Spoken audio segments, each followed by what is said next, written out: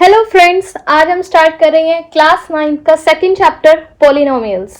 आप अगर new NCERT कर रहे हैं या ओल्ड कर रहे हैं, चैप्टर हमारा सेम है, पॉलिनोमियल्स ही, सिर्फ क्वेश्चन थोड़े डिफरेंट हो सकते हैं।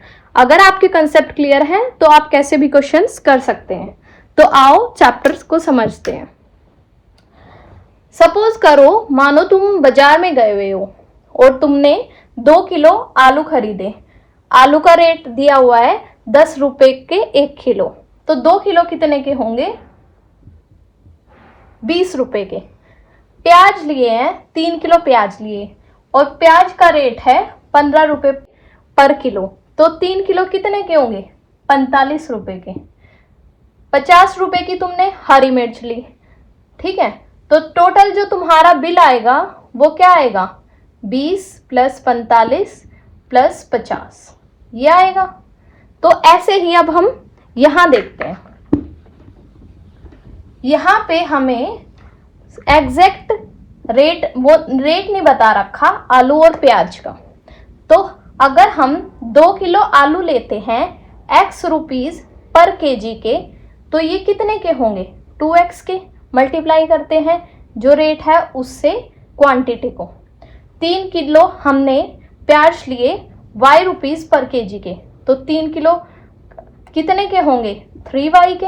यहाँ पे y रेट दे रखा है तो ये 3y के। और ग्रीन चिली हरी मिर्च दी हुई है 50 की। टोटल हमारा क्या आएगा? 2x + 3y + 50 ये बनेगी। तो जब हमारी कोई इक्वेशन वेरिएबल्स में आती है, वेरिएबल क्या होते हैं? अल्फाबेट्स में डिनोट होती है, तो उसको हम पॉलिनोमियल्स कहते हैं। एक पॉलिनोमियल जो बना था वो ये बना था टोटल। अब यहाँ पर देखो, 3 अलग अलग चीज़ों का एडअप है ये, आलू का, प्याज का और हरी मिर्च का। तो यहाँ पर 3 अलग अलग टर्म्स हुई। तो अगर हमें इस पॉलिनोमियल की टर्म्स पूछेंगे तो कितनी हैं? 3 हैं। और कौन सी है?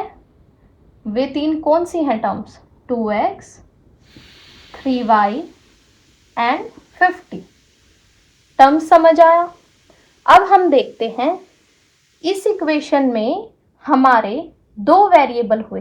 वेरिएबल क्या होते हैं? जो हमारे अल्फ़ाबेट्स हैं, जिनके बारे में हमें नहीं पता, वो हमारे यहाँ पर वेरिएबल्स हैं। तो इसमें हमारे 2 वेरिएबल्स हैं x एंड y, 2 अलग अलग अल्फ़ाबेट्स। तो ये वाली जो हमारी पॉलिनोमियल है, ये पॉलिनोमियल इन 2 वेरिएबल्स है। मतलब इसके अंदर 2 वेरिएबल्स हैं। इसे हम कहेंगे पॉलिनोमियल इन 2 वेरिएबल्स। अब पॉलिनोमियल इन 1 वेरिएबल क्या होता है?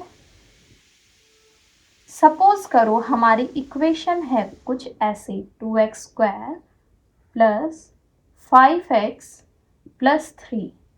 कोई हमारा पॉलिनोमियल ऐसे दिया हुआ है जिसमें सिर्फ कोई हमारा पॉलिनोमियल दिया हुआ है जिसमें सिर्फ एक ही वेरिएबल है, तो ये पॉलिनोमियल इन 1 वेरिएबल होता है, जिसके अंदर एक ही अल्फ़ाबेट है। ठीक है, ये समझ आया आपके? टर्म्स समझ आ गई, वेरिएबल समझ आ गए। अब हम कांस्टेंट टर्म को देखते हैं। हमारी इक्वेशन क्या थी? 2x + 3y + 50। जिस टर्म के साथ हमारा वेरिएबल अल्फ़ाबेट नहीं लगा होता, उस टर्म को हम कांस्टेंट कहते हैं। उस टर्म को हम कांस्टेंट टर्म कहते हैं। वेरिएबल समझ आ गया?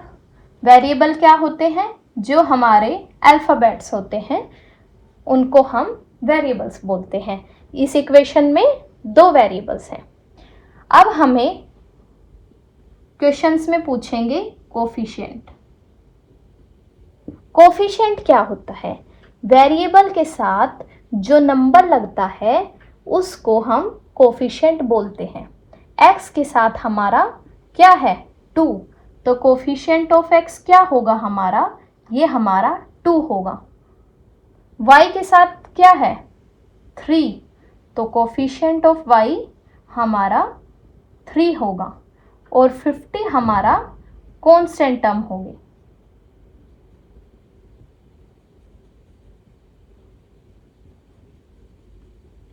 x एंड y हमारे वेरिएबल्स हैं।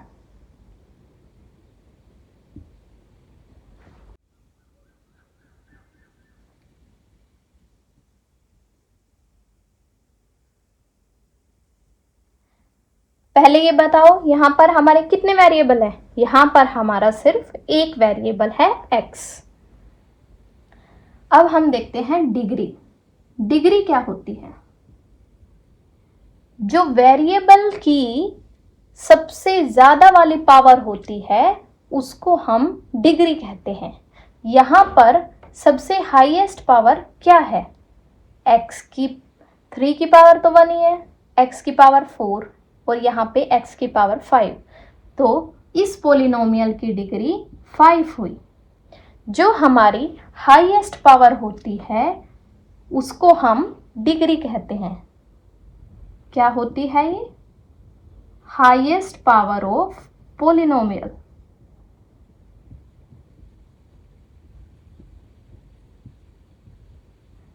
सिर्फ जिस पोलिनोमियल में डिग्री 1 होती है उसको हम लीनियर पोलिनोमियल कहते हैं। लीनियर पोलिनोमियल क्या होते हैं? जिनकी डिग्री हमारी 1 होती है। Example 3x + 7। यहाँ पे x की हाईएस्ट पावर क्या है? 1 है, तो यहाँ पे डिग्री 1 हुई। इनको हम लीनियर पोलिनोमियल कहते हैं। Quadratic polynomial.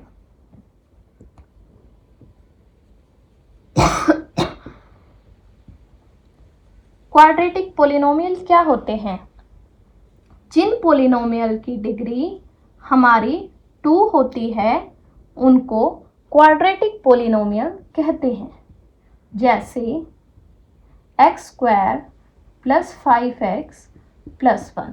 यहाँ पे हमारी हाईएस्ट पावर 2 है तो डिग्री हमारी 2 हुई। क्यूबिक पोलिनोमियल, जहाँ पे डिग्री 3 होती है उनको हम क्यूबिक पोलिनोमियल कहते हैं। जैसे 5x³ +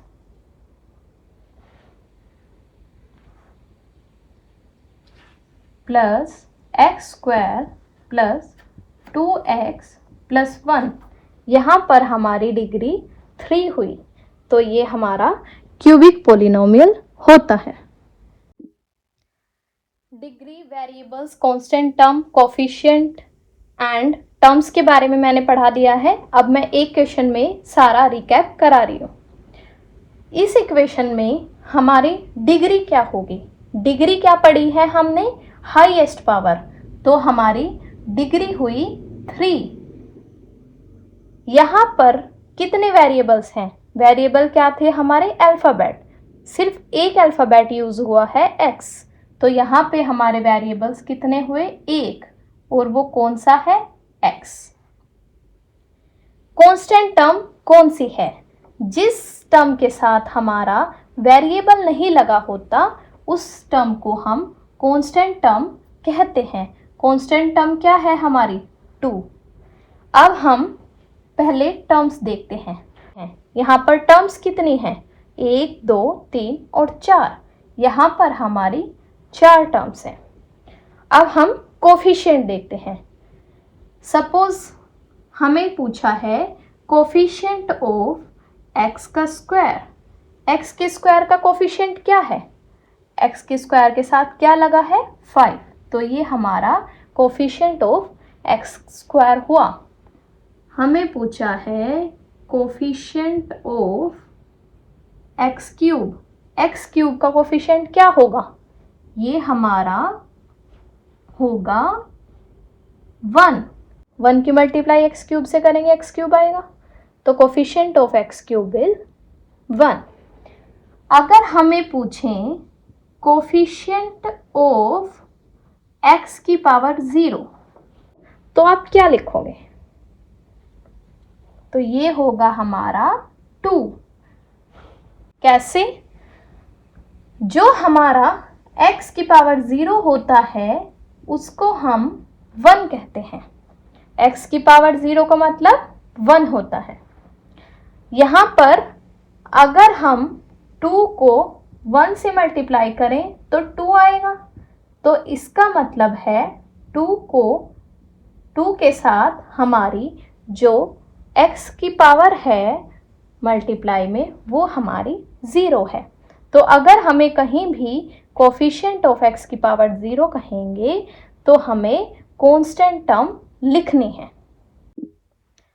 अब हम देखते हैं कंडीशंस फॉर पोलिनोमियल, कब हमारा पोलिनोमियल होता है और कब नहीं होता। ये हमारा इक्वेशन दी हुई है। यहाँ पर वेरिएबल की जो पावर है वो 4 और 2 है, जो एक नेचुरल या होल नंबर्स हैं। तो हमें पोलिनोमियल के लिए जो पावर है वो हमेशा होल नंबर में चाहिए होती है। तो क्या कंडीशन है, हर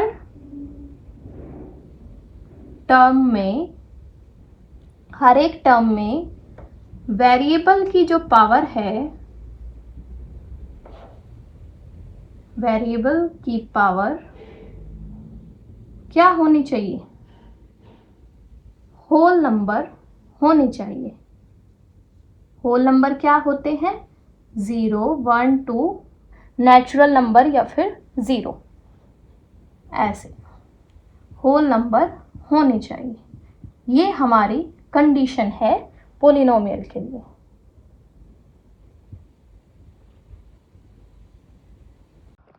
ये हुआ हमारा पोलिनोमियल का कंसेप्ट। अगली वीडियो में हम फर्स्ट एक्सरसाइज से स्टार्ट करेंगे।